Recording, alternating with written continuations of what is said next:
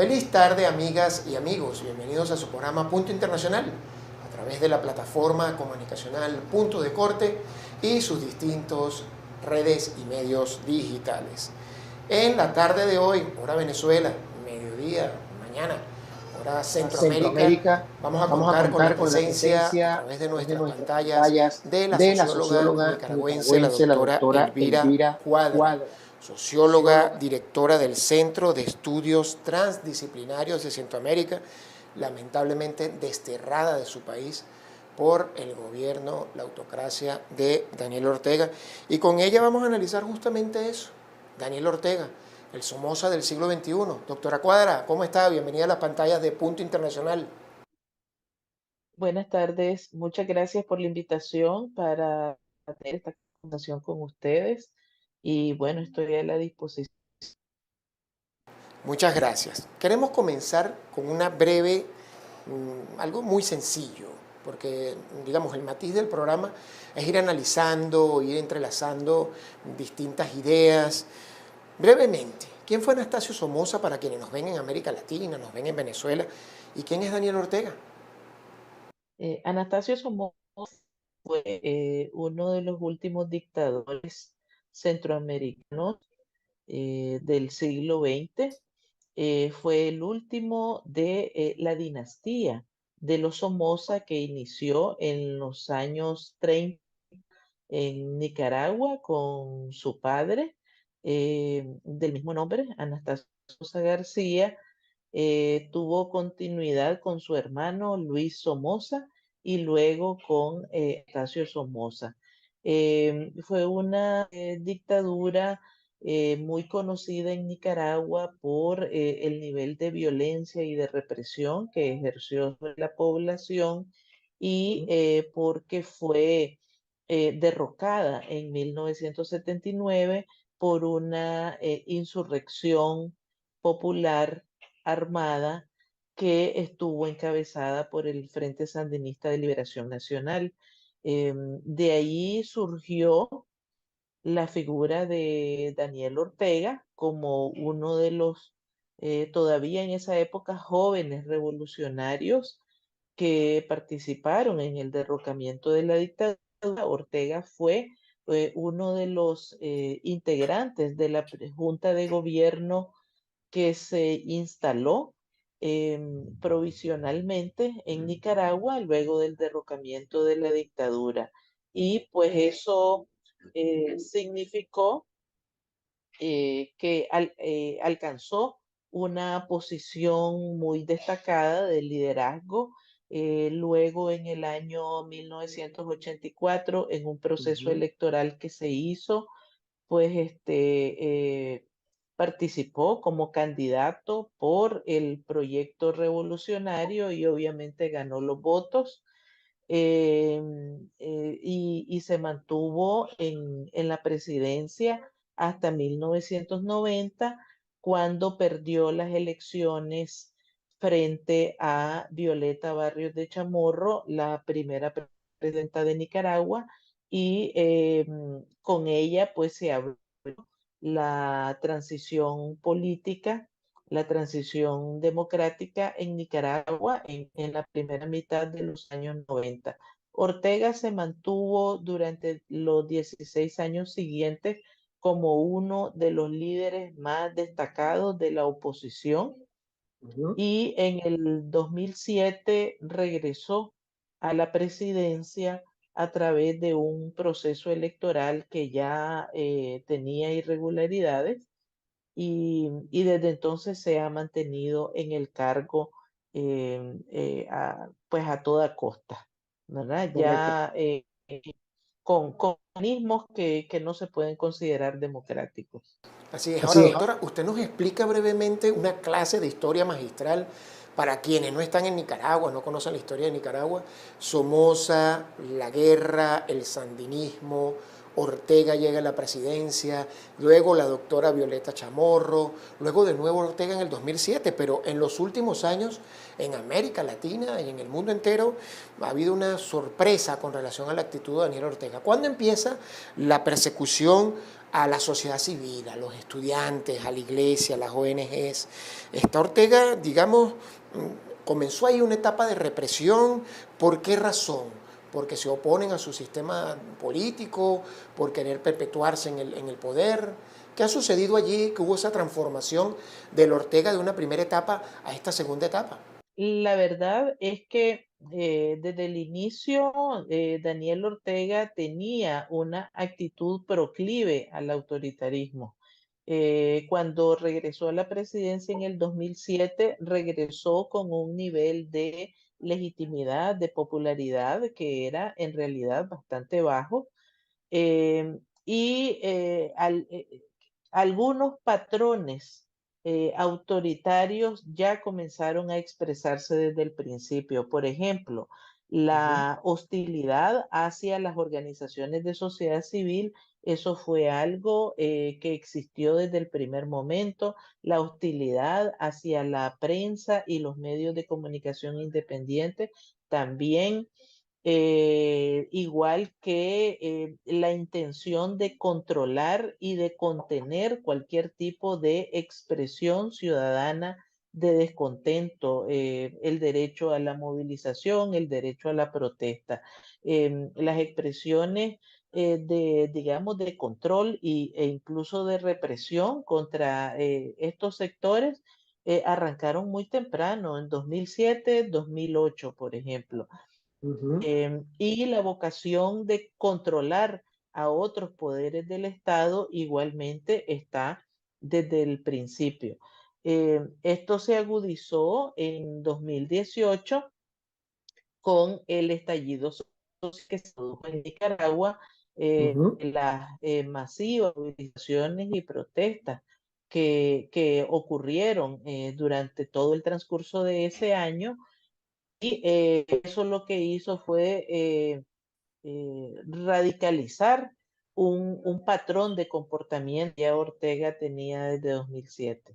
Correcto, o sea, Correcto, o ya sea, ya. venía justamente con acciones que iban coartando las libertades civiles aplicadas a ONG, aplicadas a estudiantes, y son las protestas el detonante final donde muestra, digamos, su verdadero rostro autocrático en el 2018. ¿Es así? Efectivamente, ya los rasgos se venían perfilando desde mucho antes.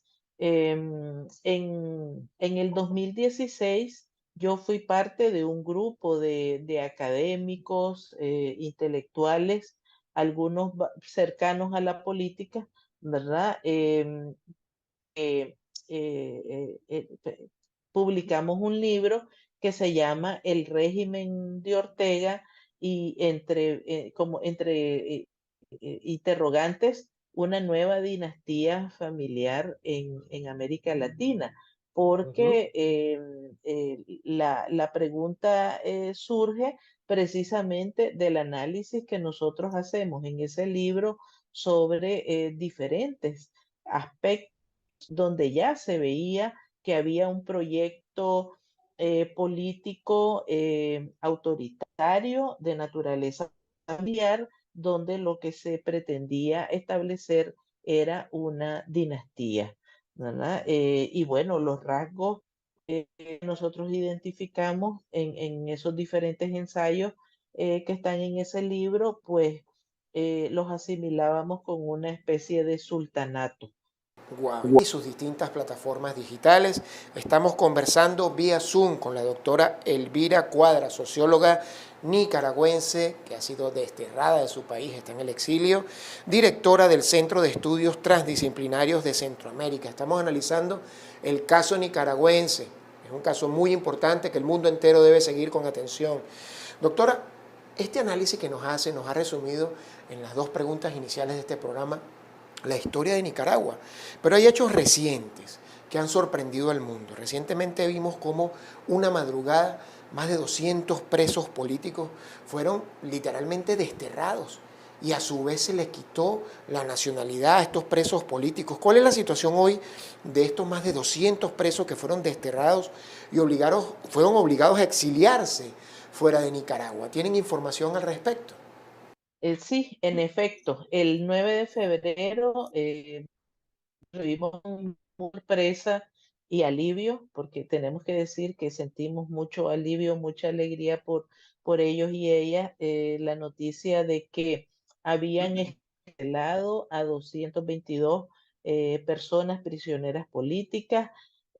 Algunas tenían bastante tiempo de estar en prisión, otras tenían un poco menos tiempo, pero habían estado sometidos a torturas, tratos crueles, ellos y sus familiares.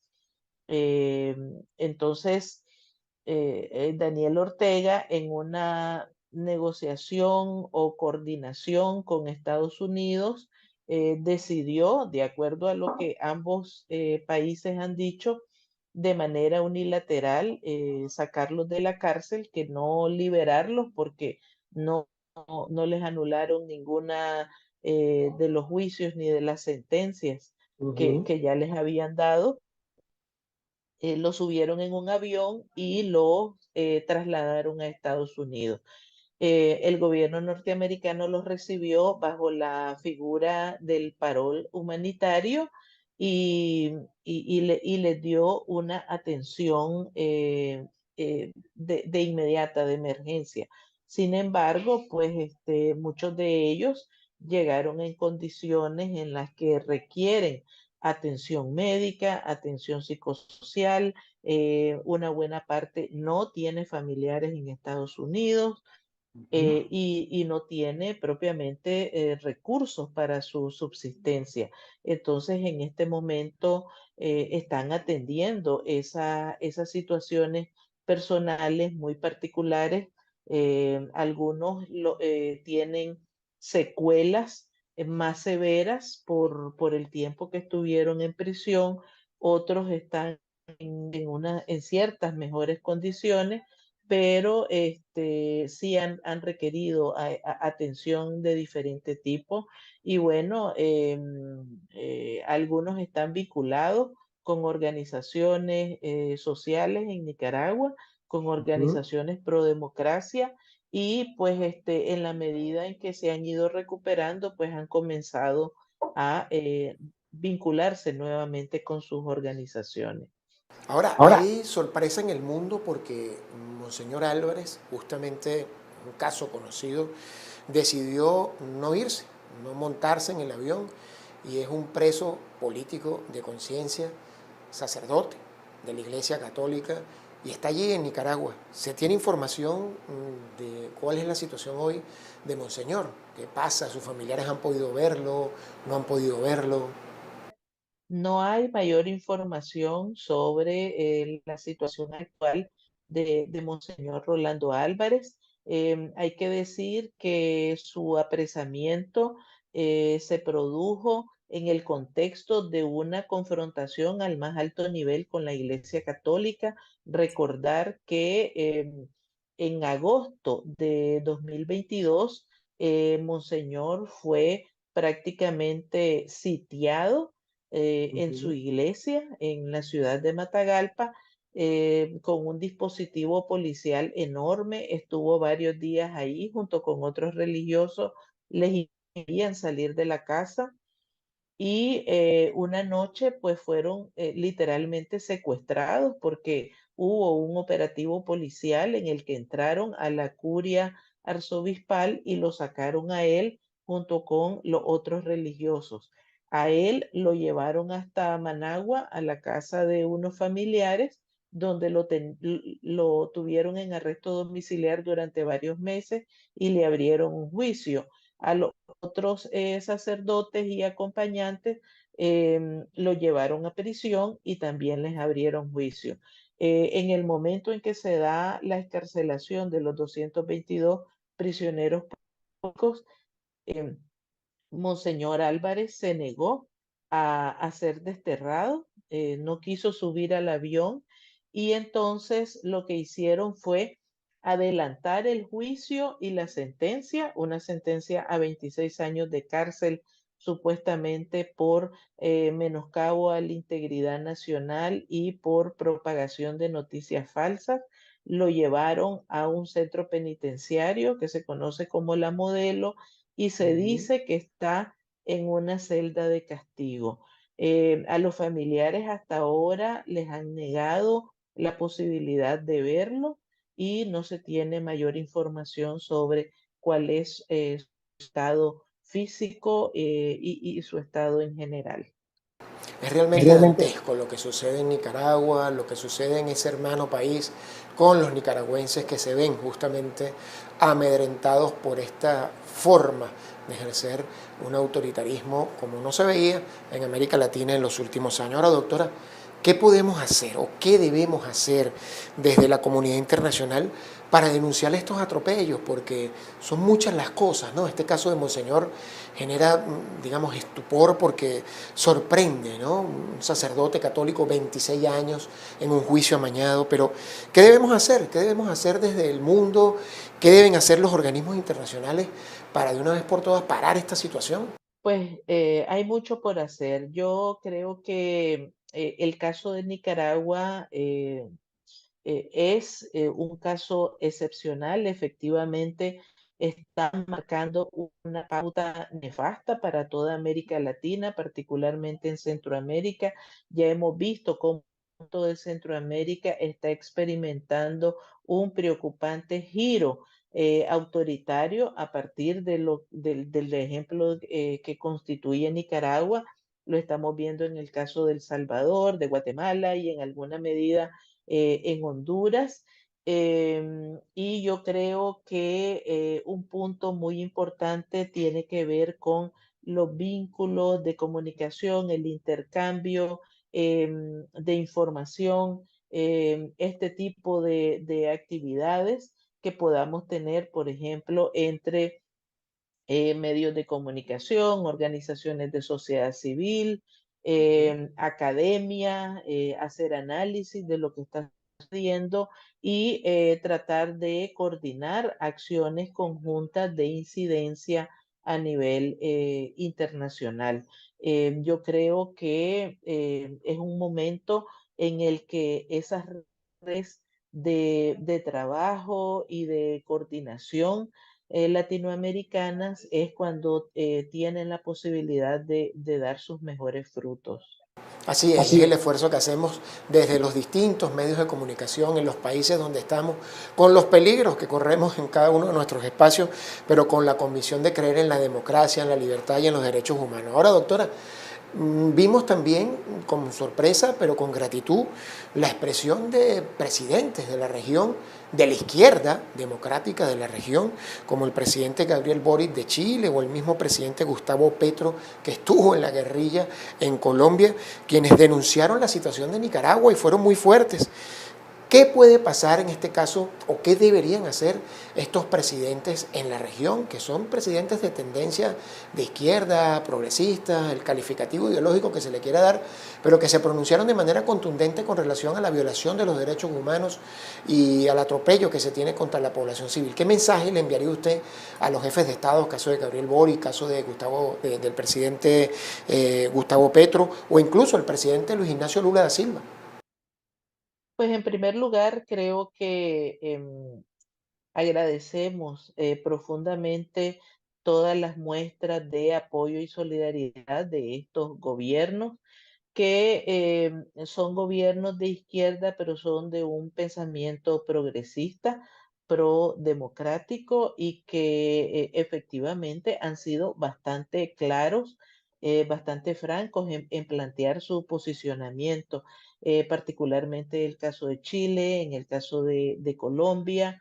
Y bueno, el nivel de radicalización autoritaria que ha seguido Daniel Ortega, pues ha obligado incluso a Argentina y México, que habían mantenido una posición bastante reservada, a manifestarse públicamente. Entonces, en primer lugar, agradecer también a las organizaciones y diferentes actores latinoamericanos que han rechazado y que muestran preocupación por la situación que está pasando Nicaragua. Y yo creo que esta es una oportunidad para que los países, los gobiernos de América Latina puedan fortalecer un bloque en función de que toda la región, me refiero a toda la región latinoamericana,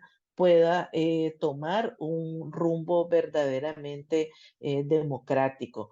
En el caso de Brasil es lamentable porque todavía no se ha pronunciado claramente Ujú. en relación al caso de Nicaragua y esperamos que no haga de lado esta situación que es claramente violatoria de los derechos humanos de los nicaragüenses. El grupo de Naciones Unidas, con los expertos que han elaborado un informe sobre lo sucedido en Nicaragua, pues es bastante claro, bastante contundente en señalar que han sido crímenes de lesa humanidad que todavía se están cometiendo en contra de personas específicas, pero de toda la sociedad nicaragüense. Y si un gobierno latinoamericano o de cualquier parte del mundo se reconoce como democrático, no puede simplemente callar frente a esta situación. Así es, y así como hay presidentes de América Latina, Gabriel Boric, Gustavo Petro, que se han pronunciado, hace 2 días, el domingo, estuvo acá en Venezuela Daniel Ortega, llegó de madrugada para los actos de conmemoración del 10º aniversario del fallecimiento del expresidente Hugo Chávez. ¿Qué opina usted al respecto? Estuvo Daniel Ortega en Venezuela, llegó de madrugada, hubo rechazo por las redes sociales ante esa visita, estuvo Raúl Castro. ¿Cuál es su opinión? Esa otra contracara de América Latina.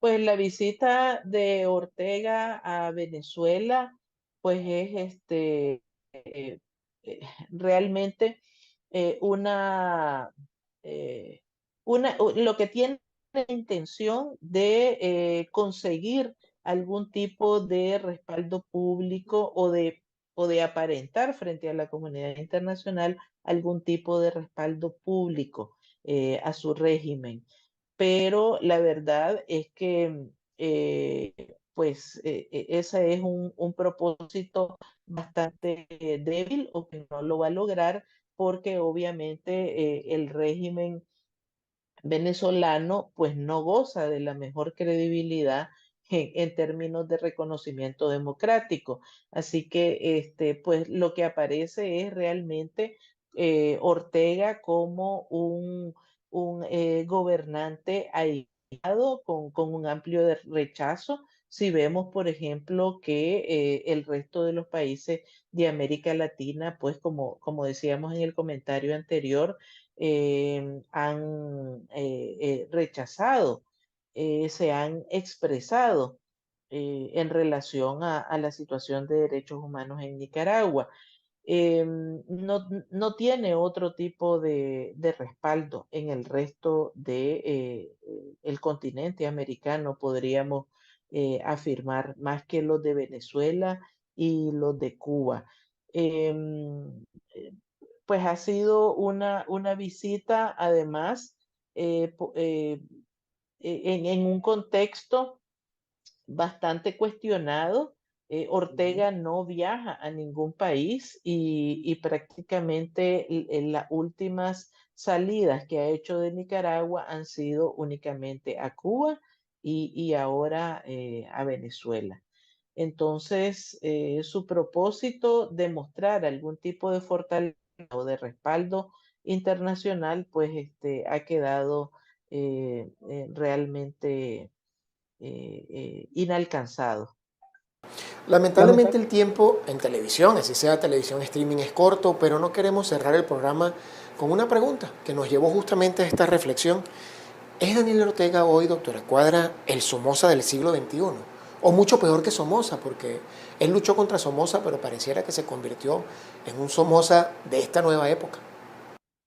Es bastante difícil hacer una comparación, ¿verdad? En el imaginario, digamos, popular nicaragüense se está diciendo que Ortega ha sido peor que Somoza. Y lo que hay que decir muy francamente es que cada uno de estos regímenes autoritarios ha tenido un momento específico en la historia de Nicaragua, ¿verdad? Es bien difícil hacer una comparación simplista, pero lo que sí es cierto es que ambos han sido regímenes autoritarios, dictatoriales, con rasgos dictatoriales, ambos que han usado la fuerza y la violencia para contener el descontento y la insatisfacción de la ciudadanía, que han conculcado y anulado derechos ciudadanos fundamentales y que han pretendido instalar proyectos políticos dinásticos con sucesión familiar. Entonces, hay muchas similitudes entre ambos regímenes, siempre con la advertencia a tomar en cuenta de que estamos hablando de dos momentos históricos distintos. La sociedad nicaragüense de los años 70 no es la misma sociedad nicaragüense de ahora, de este siglo XXI, igual que el contexto en el que me refiero al contexto internacional, particularmente latinoamericano, que se están eh, siendo los acontecimientos en este momento, también es un contexto bastante distinto. Yo quisiera únicamente remarcar que lo que estamos viendo en este momento en Nicaragua es una contradicción, un conflicto profundo entre los viejos remanentes de ese pasado autoritario en la sociedad nicaragüense con las nuevas corrientes de pensamiento democrático y de cultura democrática que se han venido desarrollando dentro de esto de la sociedad nicaragüense. Perfecto, doctora Cuadra, muchísimas gracias por su tiempo, por la información que nos ha dado desde acá, desde Punto de Corte en Caracas, Venezuela, del programa Punto Internacional, a plena disposición para que ustedes nos sigan informando y explicando lo que sucede en Nicaragua, que es un compromiso de todos. La democracia, los derechos humanos, las libertades no tienen tinte político. Es un principio universal. Las redes sociales de ustedes, del Instituto Transdisciplinario, y las redes para que quienes están en el mundo y en la región puedan informarse permanentemente de lo que sucede en Nicaragua.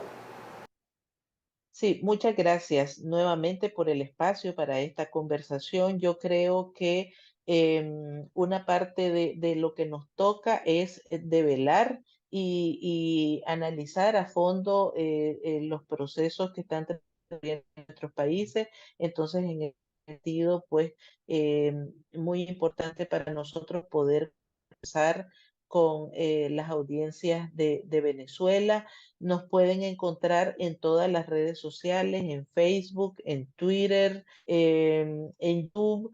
Tenemos un sitio web al que pueden entrar con www.cetcam.org.